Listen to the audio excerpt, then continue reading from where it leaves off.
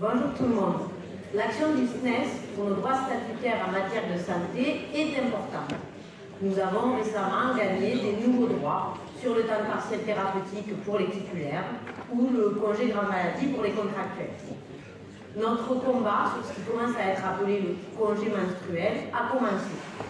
Et nous voulions dans l'Académie Montpellier préciser des éléments par rapport à ce qui a été intégré par les rapportrices et les rapporteurs au paragraphe 112.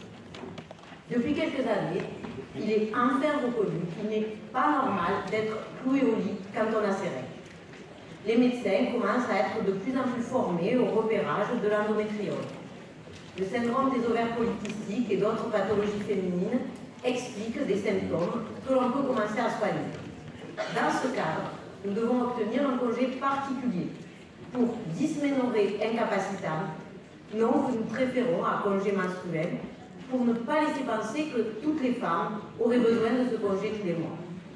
Ce congé doit prendre la forme, après une visite annuelle chez un médecin ou une sage-femme pour un arrêt de travail cadre, d'une déclaration d'un ou plusieurs jours de congé maladie sans nouvel avis médical, chaque fois que la dysménorrhée incapacitante ponctuelle le rend nécessaire.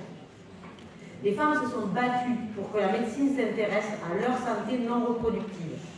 Utilisons maintenant les solutions médicales qui existent pour soulager et soigner. Par ailleurs, endométriose ou syndrome des ovaires polykystiques nécessitent parfois des congés longs qui doivent être reconnus en congé longue maladie.